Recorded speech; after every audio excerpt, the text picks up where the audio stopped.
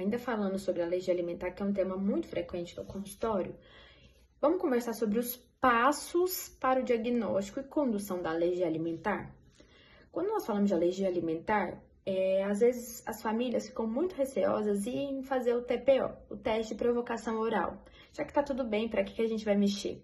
Só que quando a gente vê os estudos, menos de 20 a 10% das crianças que têm suspeita de alergia não IgE mediada se confirmam após o TPO. Então, o TPO é fundamental. E com isso eu quero explicar para vocês os passos que nós conduzimos para chegar ao diagnóstico de alergia alimentar e por que é tão importante fazer isso.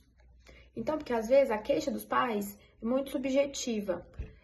Vômito / regurgitação, dificuldade de ganho de peso, diarreia com sangue, né? Sangue nas fezes, choro e irritabilidade, que são sintomas mais subjetivos do que aqueles que eu falei na alergia IgE mediada.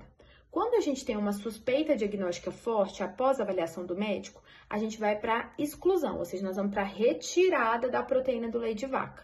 Essa criança vai ficar em uma dieta isenta de proteína do leite de vaca. Se for amamentando, né? Se amamentar, a gente retira da dieta materna. Se tiver em uso de fórmula, você vai dar a fórmula mais adequada para essa criança. De 2 a 4 semanas ali a gente espera, a criança tem que ter uma melhora completa dos sintomas. E aí depois a gente tem que fazer a reexposição, ou seja, a reintrodução, e aquilo tem que ser replicável. Ou seja, se a criança vomitava e regurgitava, ela tem uma melhora importante e quando a gente faz a reintrodução, ela volta a ter os mesmos sintomas.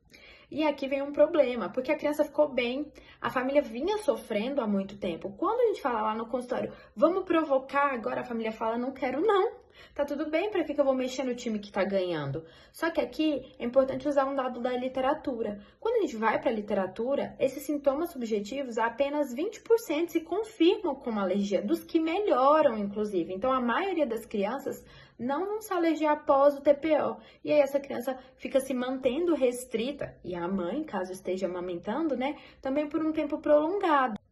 E isso pode ser um problema por dois braços, assim, por dois lados. O lado número 1 é que a restrição prolongada de uma criança que não é alérgica pode predispor ela à alergia, porque eu não estou ensinando o sistema imune de forma gentil e educada que a proteína do leite de vaca, que é introduzida aos poucos através da alimentação da mãe, é adequada. Na verdade, eu estou retirando. E aí, quando eu for colocar aquilo, o sistema imune vai reconhecer aquilo como algo ruim. Então, eu tenho a perda da tolerância.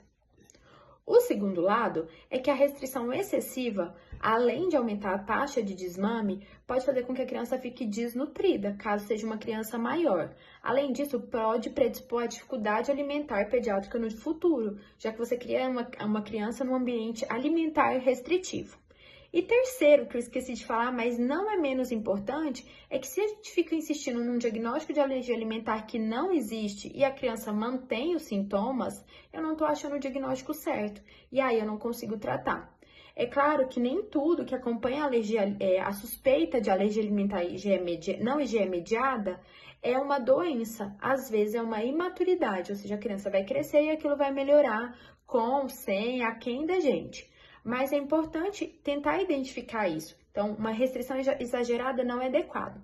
Então, vamos recordar aqui os 3 passos principais no diagnóstico de alergia alimentar. A suspeita clínica robusta, a retirada da proteína do leite da alimentação da criança via leite materno ou via fórmula infantil e o TPO diagnóstico, ou seja, a reintrodução e a replicação dos sintomas. Isso vai depender do julgamento do médico que te acompanha, do gastropediatra que te acompanha, porque alguns sintomas são muito subjetivos e precisa de um olhar mais acurado para conseguir dar esse diagnóstico. Depois do diagnóstico dado, aí a gente vai para outra etapa, que é a etapa de segmento, que eu vou explicar em outro vídeo. Me manda aqui se você tinha dúvidas sobre isso, se você tem medo de fazer o TPO. Vamos conversar mais sobre alergia alimentar? Tchau!